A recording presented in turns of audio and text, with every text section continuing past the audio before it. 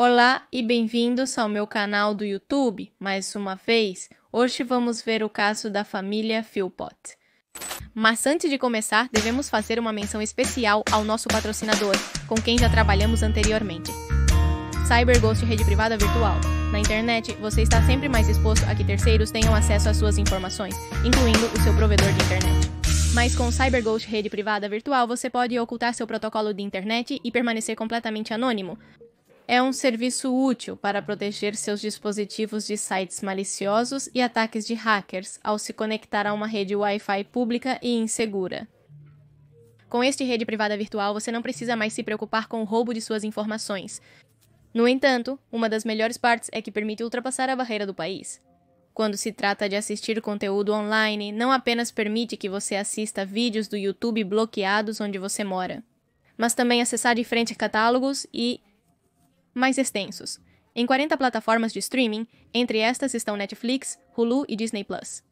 Com alguns cliques, você pode mudar de país e acessar, por exemplo, o catálogo americano da Netflix, que tem 50% mais conteúdo do que o da América Latina e Espanha. Disponível para Windows, Mac, iOS, Android, Amazon Fire Stick, Linux, Smart TVs e videogames. Com uma assinatura, você pode conectar até 7 dispositivos simultaneamente e compartilhar com família e amigos. E caso você não esteja satisfeito com o serviço, você tem uma garantia de devolução nos primeiros 45 dias, então é livre de riscos. Com nota máxima no Trustpilot e mais de 38 milhões de usuários globalmente. É a melhor maneira de manter seus dados seguros enquanto acessa conteúdo de todas as partes do planeta. E o melhor de tudo é que temos um super desconto. Se vocês utilizarem o link na descrição, podem obter a assinatura por apenas $2,03 por mês e receberão um bônus de 4 meses grátis. Muito obrigada à Verghost Rede Privada Virtual por patrocinar este vídeo e agora sim vamos começar.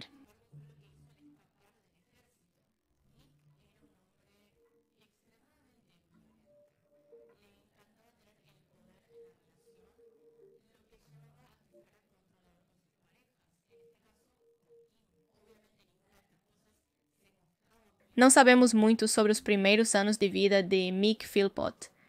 A data exata do seu nascimento é desconhecida, mas sabemos que foi em dezembro de 1956, em Derbyshire, um dos 47 condados ingleses localizado a leste desse país. O que se sabe sobre a vida de Mick é muito pouco. Não sabemos sobre sua família ou onde estudou, mas sabemos que desde muito jovem demonstrou ter uma personalidade agressiva e violenta. Especificamente com suas parceiras, mulheres, as quais quase sempre levavam uma boa quantidade de anos que vinham de situações vulneráveis, tanto emocional quanto economicamente. Coisa da qual ele, obviamente, se aproveitava para manipulá-las e violentá-las. O primeiro registro policial de um episódio assim que se tem ocorreu em 1978, quando ele tinha 22 anos. Desde que havia atingido a maioridade um par de anos antes, Mick havia estado servindo ao exército inglês. Porém, naquele ano ele resolveu abandoná-lo. Mas, em vez de solicitar a baixa, simplesmente pegou suas coisas e foi embora sem a permissão correspondente.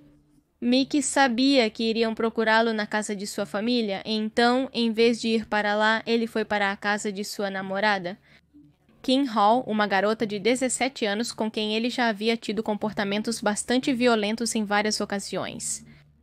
Por exemplo, uma vez ele chegou a atirar nela na virilha com uma besta, em outra ocasião chegou a quebrar o joelho dela com um martelo, porque Kim estava prestando atenção no bebê que estava cuidando como babá, e não nele.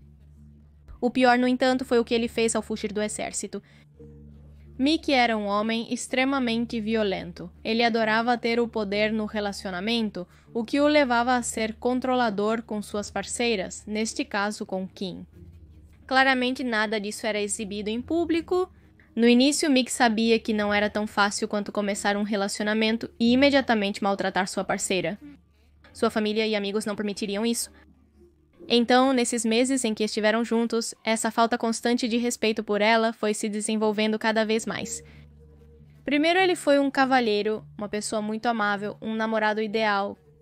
E então, de um dia para o outro, começou a fazer coisas como impor um toque de recolher para que Kim não pudesse sair sem a permissão dele. Se ela não respeitasse esse tipo de regras, ele a batia, e como num manual, depois de bater nela, dizia que ia mudar. Ele começava a chorar, dizia que não era sua intenção, tentando também fazer com que ela se sentisse culpada porque estava obrigando-o a puni-la. Tudo isso se desenvolveu aos poucos, até que Mick se sentiu confiante o suficiente para poder torturá-la na frente de outros. Como foi que um dia, em um bar, Kim disse que não queria jogar sinuca, e isso é o que ela descreve que aconteceu? Ele me deu um golpe na boca com um taco de sinuca na frente de um bar cheio de homens, e nenhum deles fez nada. Ele estourou minha boca sangrando, me fez sentar e... ninguém lhe dirigiu a palavra. O pior, no entanto, foi o que ele fez ao escapar do exército. Eu digo a vocês, não apenas Mick era violento, mas também era muito ciumento. E ele inventava que seu parceiro estava sendo infiel, que estava sendo infiel com qualquer pessoa que passasse.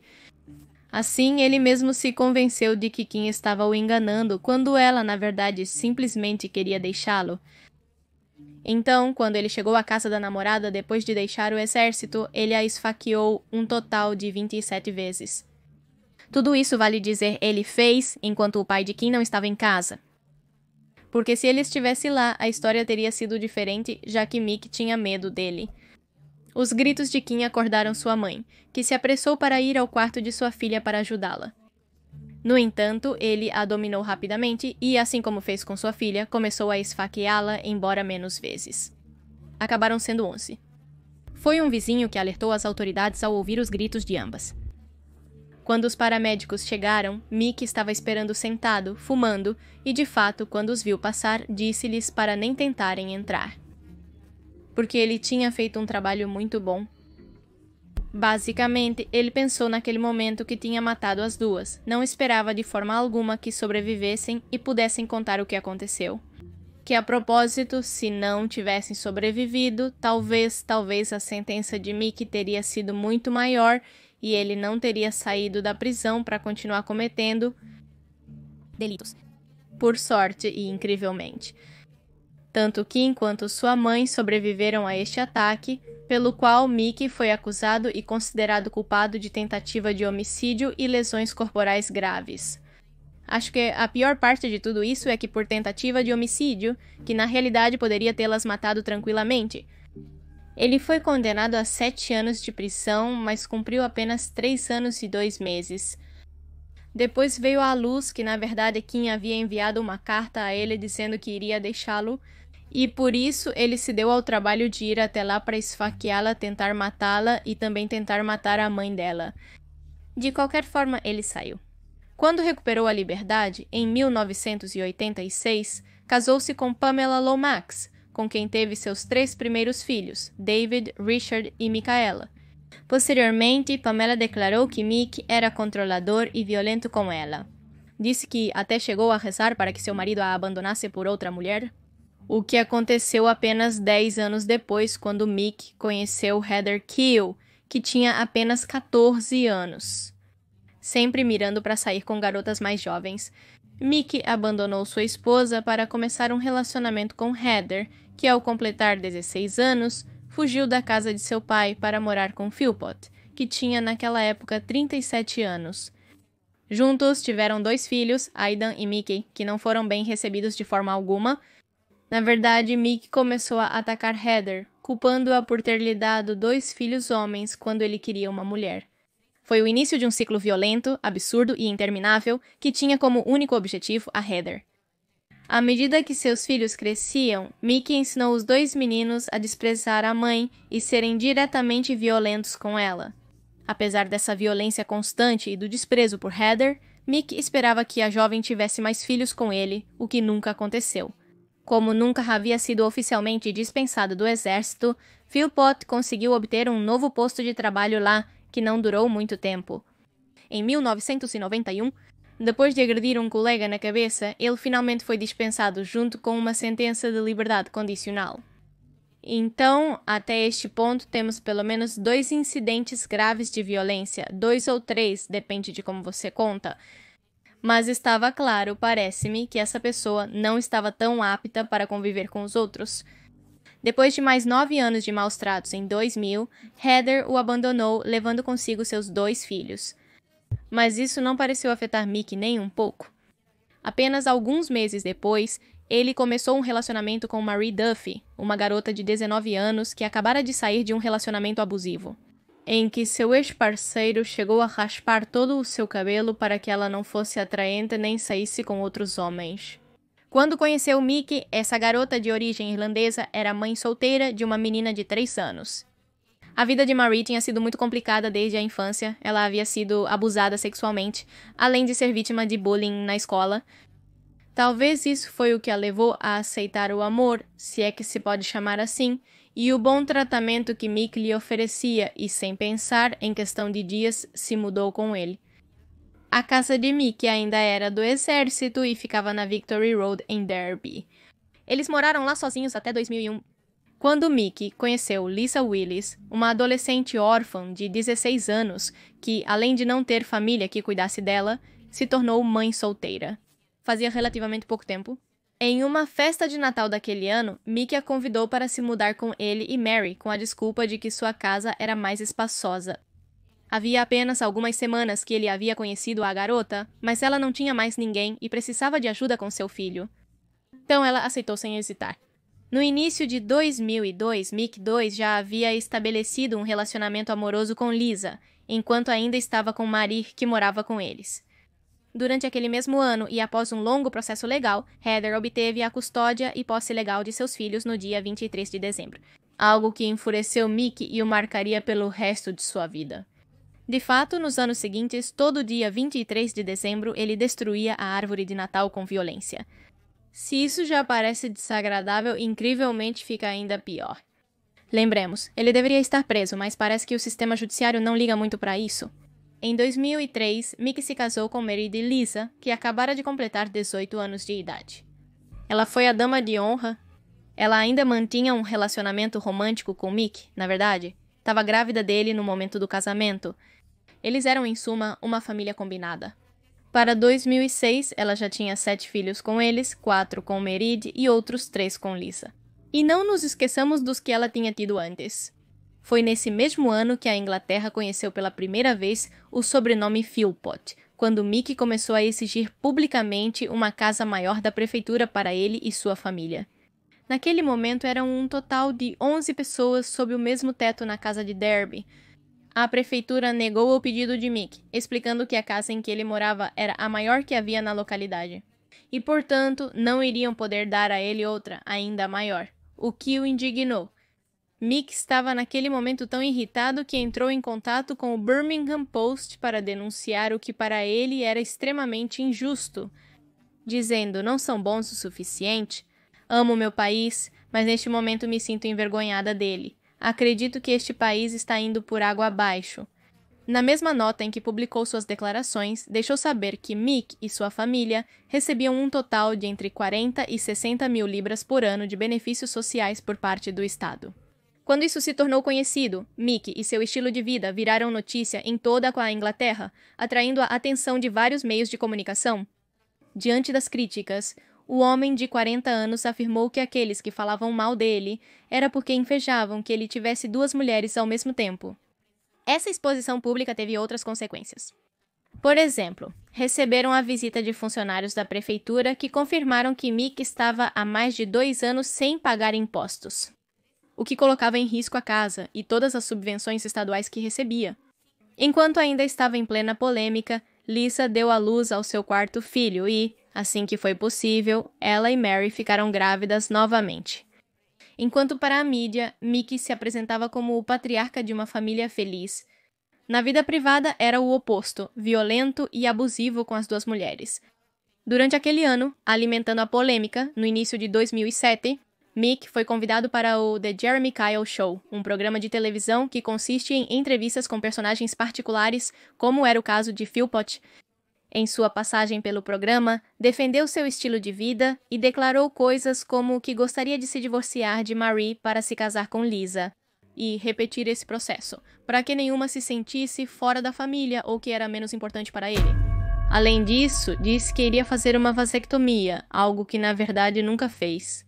Meses depois, no mesmo ano, Foi um dos principais casos apresentados pela legisladora Anna Whitcomb em seu documentário Anna Whitcomb vs.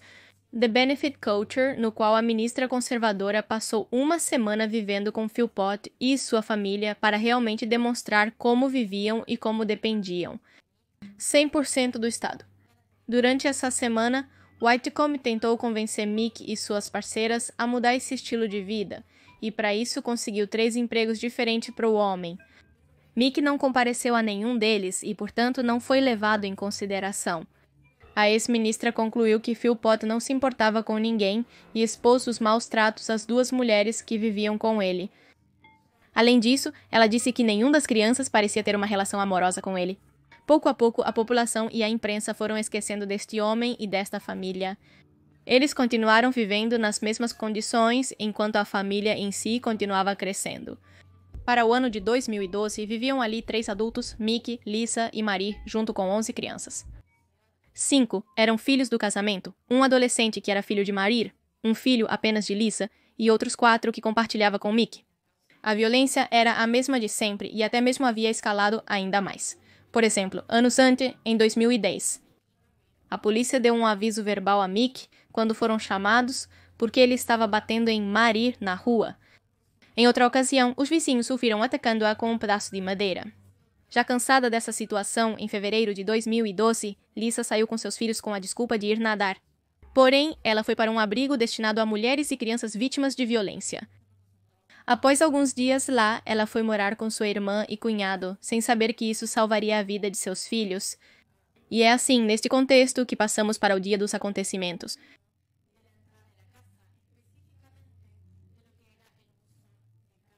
No dia 11 de maio de 2012, às 3h46 da manhã, um dos vizinhos da rua Victory Road ligou para o serviço de emergência para alertar sobre um incêndio na casa número 18 dessa rua. Quando os bombeiros e a polícia chegaram ao local, vários vizinhos se aproximaram da casa, atraídos pelos ruídos de vidros quebrados e gritos de Mick, que começou a quebrar as janelas da estufa de sua casa enquanto gritava por seus filhos que dormiam no andar de cima. Enquanto seus pais estavam no térreo quando o incêndio começou, os bombeiros prontamente impediram Mick de entrar na casa e assumiram o controle do fogo, além de procurar por sobreviventes. Quando extinguiram completamente as chamas, puderam verificar que 5 das 6 crianças já estavam sem vida. Eram Jaden, de 5 anos, Jesse, de 7, Jack, de 8, John, de 9 e, finalmente, John, de 10. O único que ainda estava vivo era Duane, o filho que Marie teve em um relacionamento anterior. Rapidamente, ele recebeu os primeiros socorros e foi levado com a mesma velocidade para o Hospital Infantil de Birmingham. Como é comum neste tipo de incêndio, tanto bombeiros quanto policiais tiveram que investigar a causa para saber se foi ou não intencional. Enquanto as perícias necessárias eram realizadas para determinar isso, Mick e Marie foram acomodados em um quarto do Hotel Premier Inn. Até a noite de 13 de maio, Duane lutou por sua vida no hospital, mas as feridas e sequelas do incêndio foram tão graves que ele não conseguiu superá-las. No momento de sua morte, sua mãe e Mick estavam ao seu lado. No dia seguinte, ou seja, 14 de maio, a polícia divulgou os resultados do relatório conjunto com os bombeiros. As 2 forças confirmaram que o incêndio foi provocado. A investigação conseguiu comprovar que o incêndio começou na entrada da casa, especificamente no que era a caixa de correio, onde foi encontrado combustível, o que fez com que o rótulo do caso fosse alterado e se tornasse uma investigação de homicídio. Levando isso em consideração, os primeiros a serem interrogados foram Marie e Mick, que repetiram a história que contaram no dia dos acontecimentos. Afirmaram que estavam dormindo na estufa do térreo quando o incêndio começou. Então, os investigadores tramitaram a permissão para colocar microfones no quarto de hotel que compartilhavam e ouvir suas conversas. Os resultados das autópsias das crianças chegaram em 15 de maio. As crianças que faleceram naquele momento morreram por inalação de fumaça, enquanto que Duane faleceu como resultado de uma lesão hipóxica isquêmica provocada pela combinação de inalar fumaça e uma parada cardíaca. No dia seguinte, Murray e Mick deram uma coletiva de imprensa junto à polícia. Nesta, eles parecem muito afetados. No entanto, muitas pessoas começaram a notar que, na verdade, Mick não tinha lágrimas, que estava chorando, estava enxugando lágrimas com o lenço. Ele tentava secar o rosto, mas que, na verdade, não tinha nada mais do que uma vermelhidão, talvez até mesmo devido ao seu tom de pele. As autoridades policiais relatavam os novos avanços, como o primeiro foco de incêndio ter ocorrido debaixo da caixa de correio do corredor e que o acelerante tinha sido gasolina. Nos próximos dias, a polícia investigou o terreno da casa e o ambiente familiar. Inclusive, chegaram a interrogar e deter Lisa Willis e seu cunhado Ian Cousins como possíveis suspeitos, mas foram rapidamente descartados. Eles tinham álibis sólidos para a noite dos acontecimentos e também não tinham motivos claros pelos quais gostariam de fazer algo assim. Os reais progressos na investigação ocorreram dias depois, ao revisar as gravações dos microfones ocultos no quarto dos Philpott. Graças a estas, descobriram que o casal estava tendo um tipo de relação poligâmica com um homem chamado Paul Mosley, amigo de Mick, com quem ambos tinham relações sexuais. Paul até mesmo era ouvido falando nas conversações e como entre os três armavam a história. Além de várias desculpas para a noite do incêndio, além desta conversa extremamente incriminatória, ouvia-se, por exemplo, como Paul mantinha relações com Marie, algo que depois pôde ser confirmado. Foi uma espécie de manipulação que Mick havia orquestrado para que seu amigo não dissesse nada sobre o incêndio. A conversa que permitiu a prisão foi a que ocorreu entre o casal, quando Mick perguntou à mulher se ela se ateria à história. E posteriormente ouviu-se ele dizer: "É minha culpa que metade da família se foi, eu deveria ter visto isso chegar."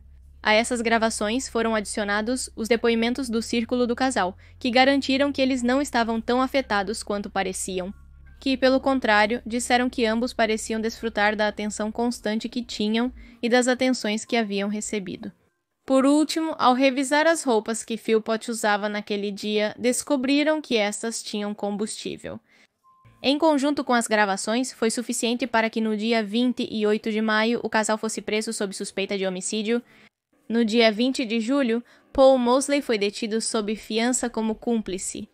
Embora os três tenham sido acusados de homicídio em primeiro grau, em dezembro de 2012 as acusações foram alteradas para homicídio culposo, já que se acreditava que eles não tinham a intenção de realmente assassinar seus filhos, apenas a intenção de incendiar a casa. O julgamento começou em 12 de fevereiro de 2013 e foi realizado no Tribunal da Coroa de Nottingham, durando um total de 7 semanas. Durante o julgamento, a promotoria determinou que Mick exercia violência tanto sobre Marie quanto sobre Lisa. Ele controlava o dinheiro que entrava em casa, mesmo quando este era depositado nas contas de ambas as mulheres. Foi afirmado que o gatilho para o incêndio foi Lisa fugir com seus filhos, que Lisa teria escapado com seus filhos. Isso ia contra todo o sistema de controle e abuso que Mick havia gerado durante todos esses anos, e isso era inaceitável para ele. Segundo o promotor Richard Latham, o incêndio teria sido provocado por Philpott, sua parceira, e Paul Mosley, como uma tentativa de se mostrar como um pai heróico. Esperavam que isso garantisse a custódia dos filhos que também tinha com Lisa, enquanto também pretendiam incriminá-la pelo que havia acontecido. Um motivo secundário era a casa. Acreditavam que o incêndio faria a prefeitura lhes dar uma melhor. Quanto ao plano, a promotoria demonstrou como Philpott começou a espalhar rumores contra Willis desde o momento em que ela se foi.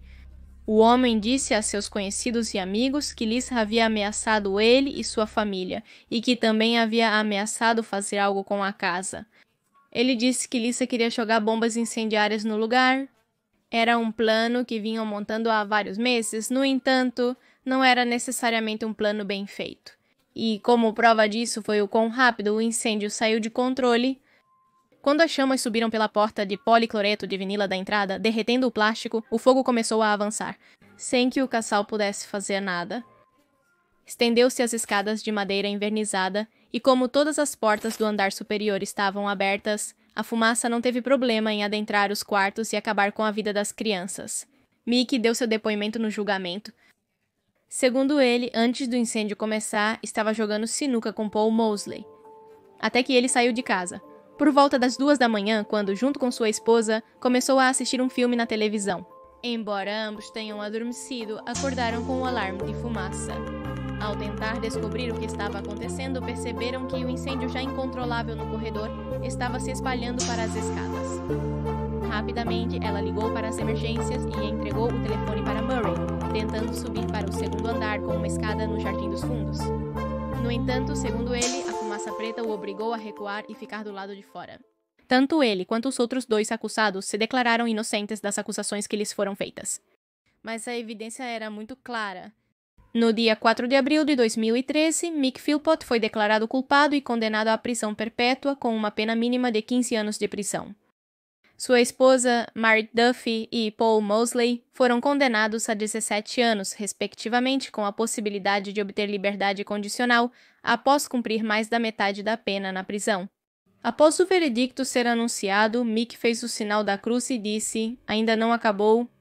Em novembro de 2014, Merit obteve o divórcio e, em 2020, ela foi libertada. Após ser libertada, ela passou algumas semanas em um abrigo até receber um apartamento subsidiado. Paul Mosley recuperou a liberdade em maio de 2021, mas voltou à prisão no ano seguinte por violar os termos de sua liberdade condicional.